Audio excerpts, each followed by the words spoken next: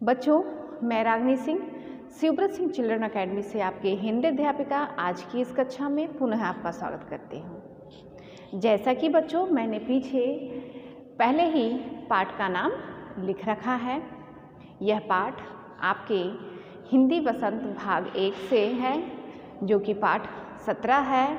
इसके पहले ही मैंने बताया है कि यह पाठ एक निबंध है, तो इस पाठ को आप लोग पहले वीडियो में पढ़ चुके हैं। इसके बारे में आप लोग जान चुके हैं इसके सारांश के द्वारा, और इस पाठ के कठिन शब्दों के अर्थ को भी आप लोग जान चुके हैं। तो आज की इस कक्षा में हम इस पाठ के अभ्यास प्रश्नों के उत्तर के बारे में जानेंगे। सबसे पहले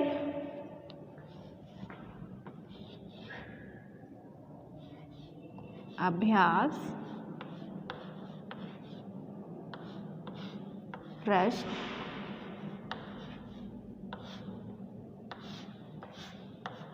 जिसका शीर्षक है लेख से। लेख से पहला प्रश्न है, प्रश्न पहला है, बांस को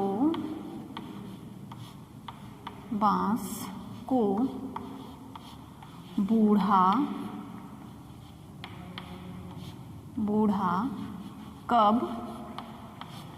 कहा जा सकता है? बूढ़े बांस में कौन सी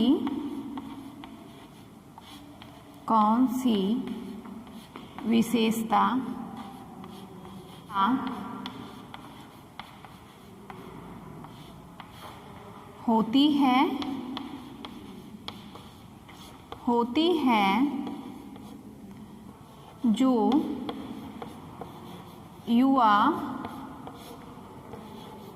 में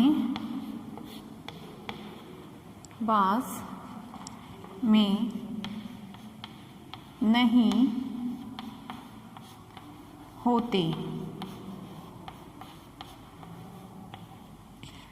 पहला प्रश्न है, बांस को बूढ़ा कब कहा जा सकता है? बूढ़े बांस में कौन सी विशेषता होती है जो युवा बांस में नहीं होती? आइए जानते हैं इसके उत्तर को। उत्तर, बांस को बूढ़ा तब कहा जा सकता है जब वह पूरी तरह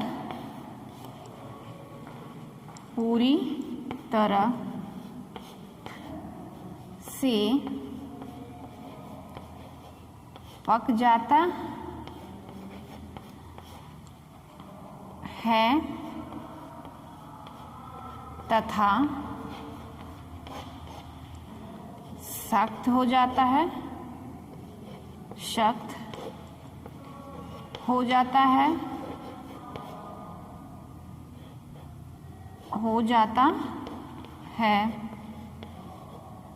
सख्त हो जाता है और जल्दी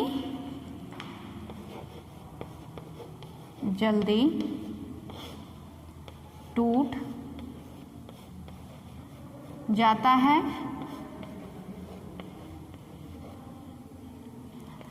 इसके विपरीत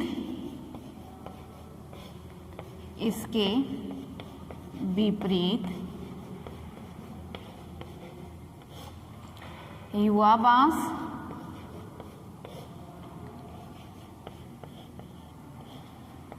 बांस मुलायम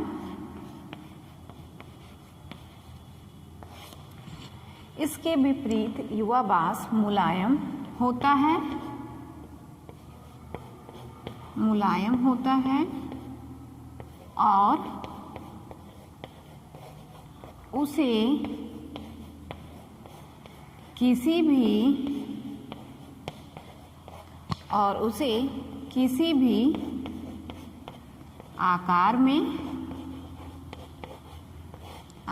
में मोड़ा भी जा सकता है। ये तो है पहले प्रश्न का उत्तर। आइए अब हम देखते हैं अगले प्रश्न के उत्तर को। दूसरा प्रश्न है, बांस से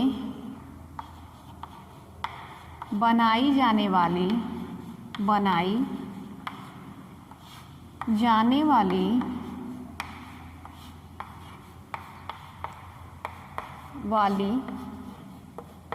चीज़ों में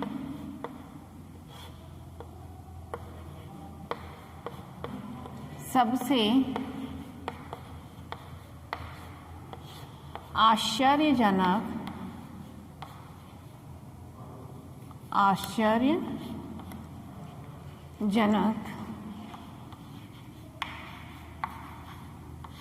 चीज़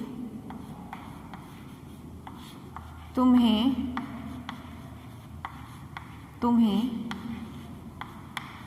कौन सी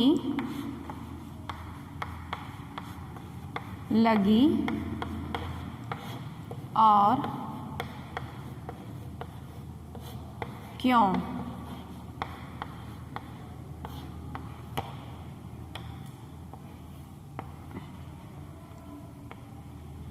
आइए अब जानते हैं इसके उत्तर को। उत्तर, बांस से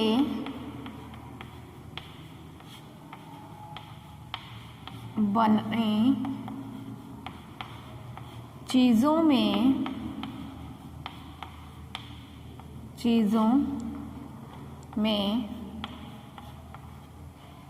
सबसे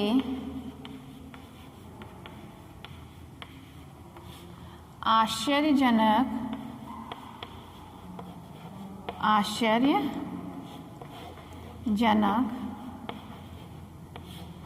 चीज़ हमें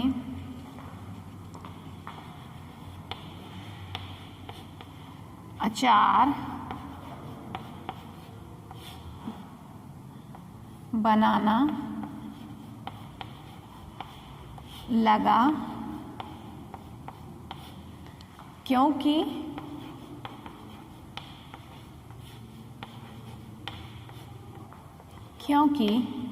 यह बांस का आधुनिक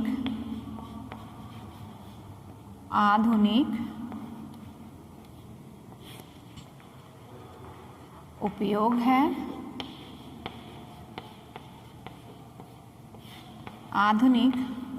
है। इसे बनाने के लिए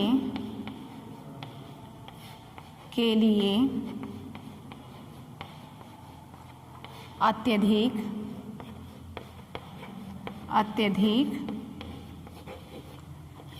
कौशल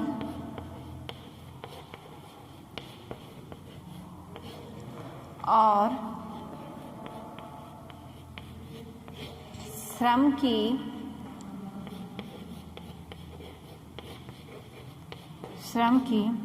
आवश्यकता पड़ती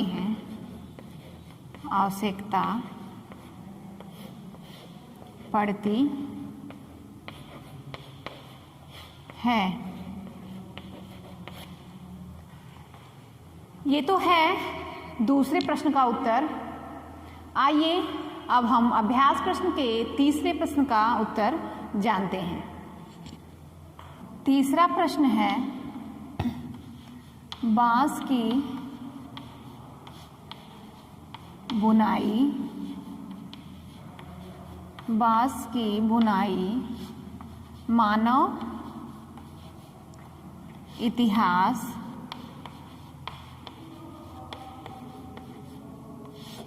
में कब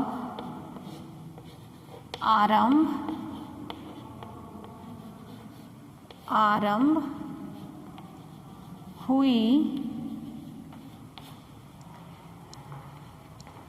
होगी।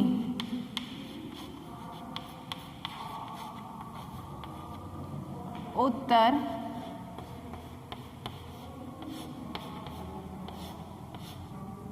बांस की बुनाई, बांस की बुनाई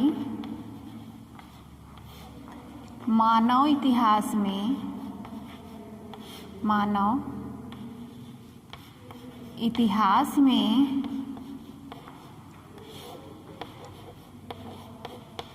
संभवतः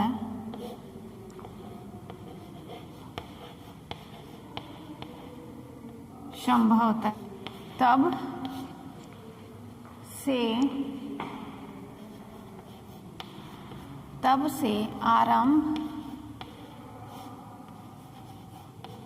हुई होगी जब से वह भोजन की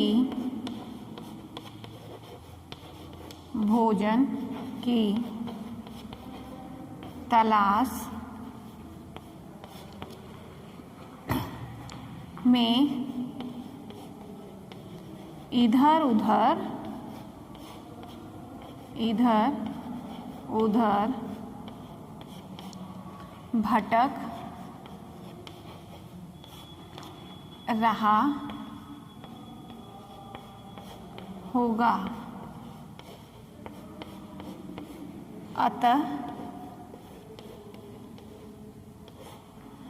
अतः हम कह सकते हैं कि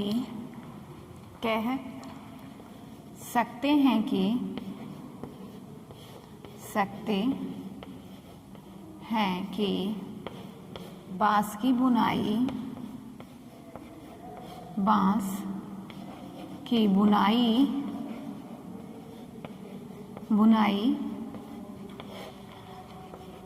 प्रागैतिहासिक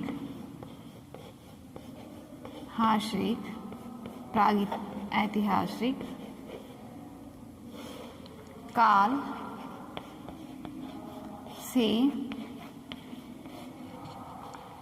से ही प्रारंभ हो चुकी थी। ये तो है तीसरे प्रश्न का उत्तर, बांस की बुनाई मानव इतिहास में कब आरंभ हुई होगी। आइए अब हम जानते हैं अभ्यास प्रश्न के चौथे प्रश्न के उत्तर को। चौथा प्रश्न है, बांस विभिन्न उपयोगों से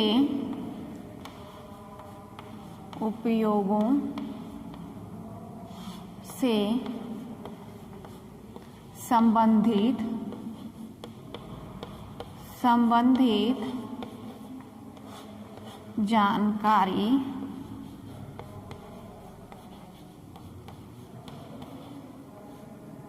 जानकारी देश के किस भूभाग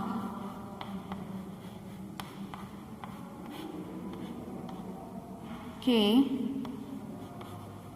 संदर्भ में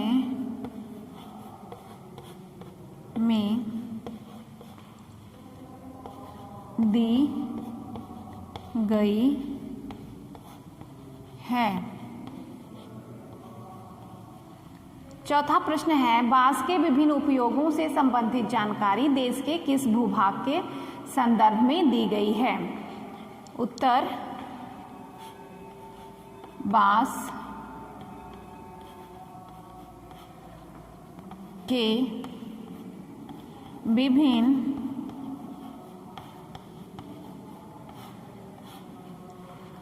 उपयोगों से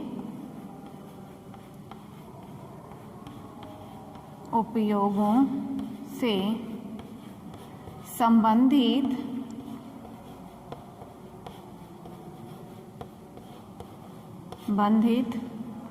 जानकारी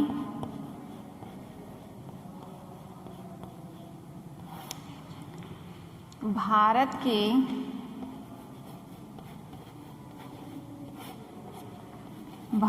के उत्तर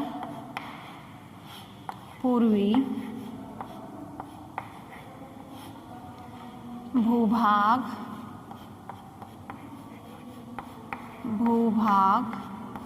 के संदर्भ में दी गई है, जिसमें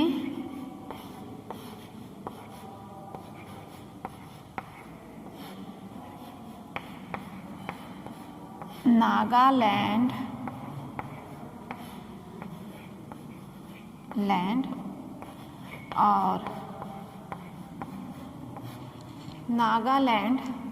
और असम प्रमुख हैं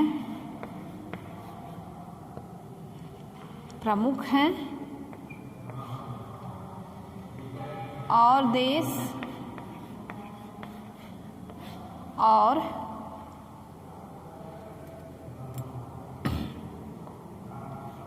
क्षेत्र हैं और दूसरे क्षेत्र जैसा कि बच्चों मैंने पहले ही बताया 7 क्षेत्र हैं जहाँ पे बांस बहुत अधिक मात्रा में पाए जाते हैं। तो दूसरे क्षेत्र हैं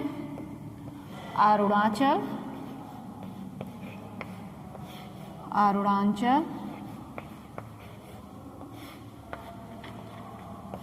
मणिपुर,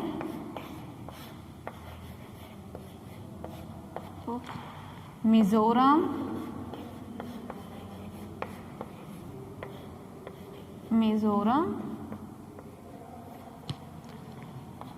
मेघालय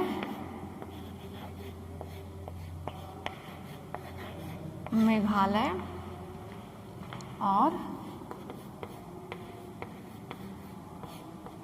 त्रिपुरा राज्य हैं। ये तो है चौथे प्रश्न का उत्तर। अब हम देखेंगे अभ्यास प्रश्न में आए हुए अगले प्रश्न के उत्तर को। प्रश्न है, नीचे पाठ से कुछ वाक्य दिए गए हैं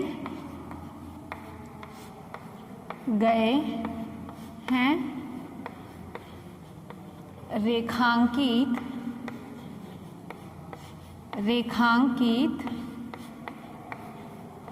शब्दों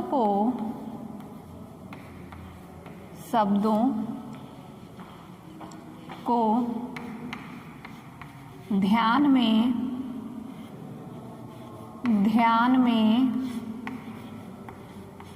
रखते हुए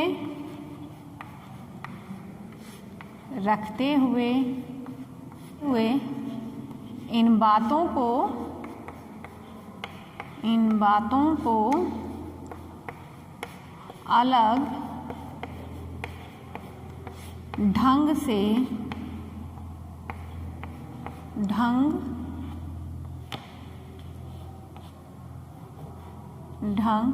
से लिखो।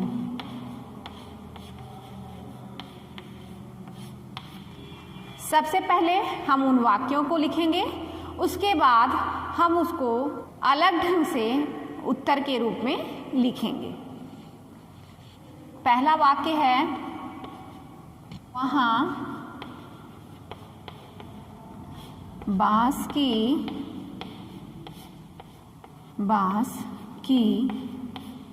चीज़ें बनाने का चलन भी खूब है। इस शब्द में चलन शब्द पे रेखा खींची गई है। इस शब्द के अनुसार हमें उत्तर में इस वाक्य को अलग ढंग से लिखना है। हम क्या लिखेंगे? उत्तर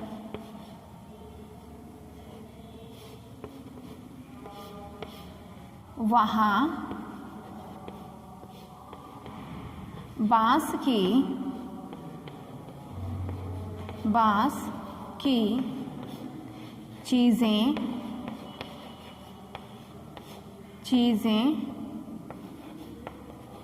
बनाने की परंपरा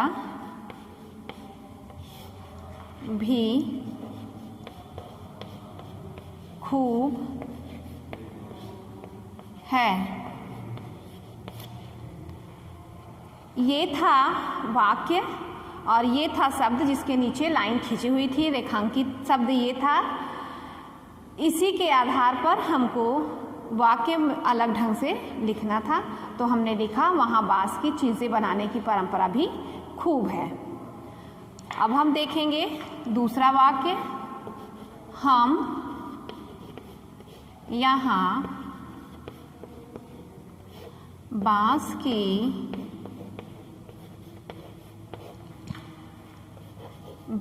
की एक दो चीज़ों का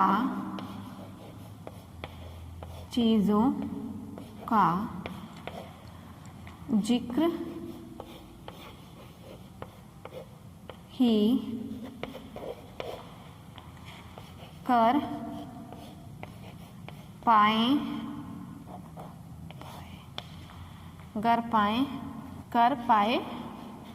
हैं। इस वाक्य में जिक्र शब्द पर रेखा खींची हुई है, रेखांकित शब्द है जिक्र। इसके अनुसार हमें इस वाक्य को अलग ढंग से लिखना है, अलग तरीके से लिखना है। उत्तर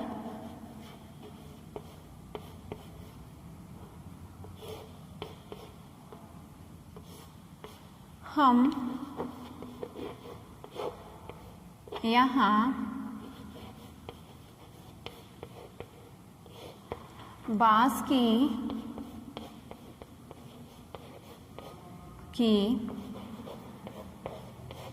एक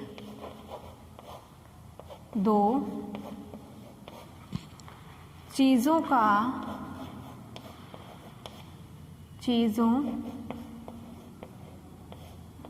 की ही चर्चा कर पाए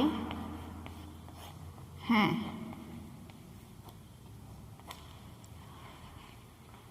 वाक्य था, हम यहाँ बांस की एक दो चीज़ों का जिक्र ही कर पाए हैं। रेखांकित शब्द से हमें इस वाक्य को अलग ढंग से लिखना था, तो हमने लिखा हम यहाँ बांस की एक दो चीज़ों की ही चर्चा कर पाए हैं। अब हम देखेंगे अगले वाक्य को और उसके रेखांकित शब्द को, जिसके आधार पे हम अपना अगला वाक्य अलग तरीके से लिखेंगे। तीसरा वाक्य है मसलन, मसलन के नीचे रेखा खींची हुई है। मसलन आसन जैसी, आसन जैसी छोटी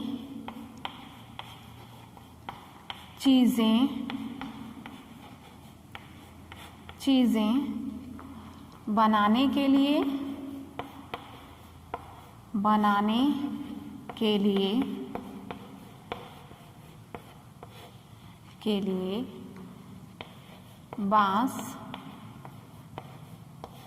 बांस को हर एक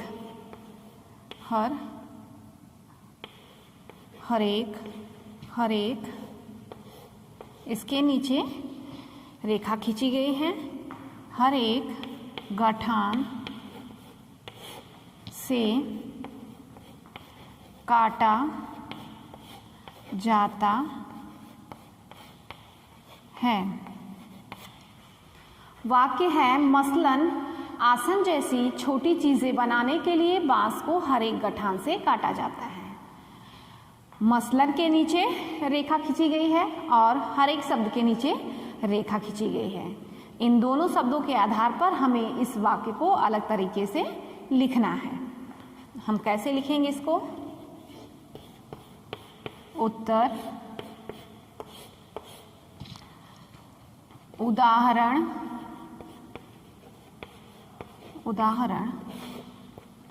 आसन जैसी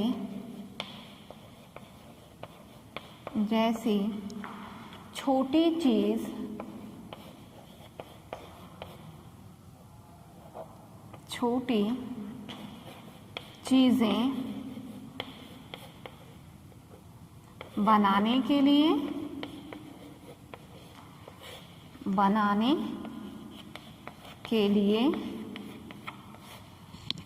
बांस को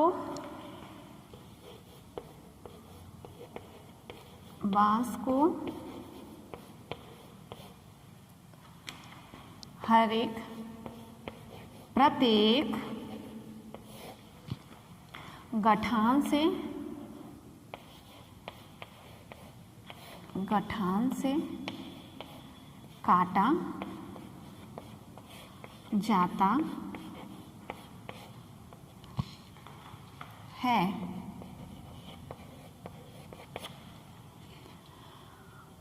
हमने वाक्य लिखा, उदाहरण आसन जैसी छोटी चीज़ें बनाने के लिए बांस को प्रत्येक गठान से काटा जाता है। अब हम देखेंगे अभ्यास प्रश्न के आखिरी प्रश्न को। चौथा वाक्य है खपच्चियों से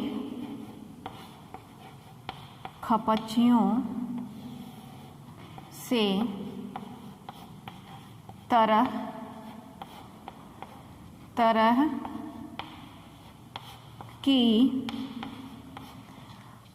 तरह शब्द है रेखांकित। खपच्चियों से तरह तरह की टोपियाँ बनाई जाती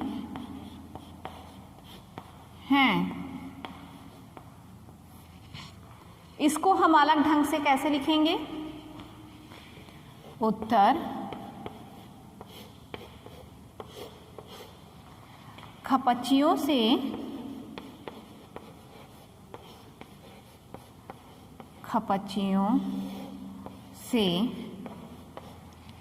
विभिन्न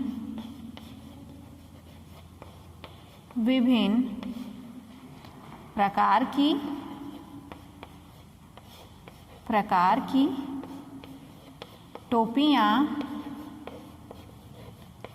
टोपियाँ बनाई जाती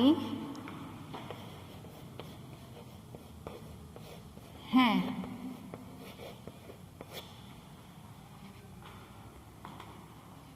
ये आखिरी प्रश्न का उत्तर था। खपच्चियों से विभिन्न प्रकार की टोपियां बनाई जाती हैं। हमने इस वाक्य से अलग तरीके से इस वाक्य को लिखा। इस तरह बच्चों, आज आपने जाना पाठ 17 सांस सांस में बांस के अभ्यास प्रश्नों के उत्तर को। मुझे उम्मीद है बच्चों आप लोग इसे अच्छी तरह से समझेंगे व अपनी कॉपी में लिख करके याद करेंगे। अगर आप लोगों को कहीं भी कोई परेशानी होती है तो आप लोग हमसे ज़रूर पूछेंगे। अगली कक्षा में हम फिर मिलेंगे नए शीर्षक के साथ। तब तक के लिए धन्यवाद।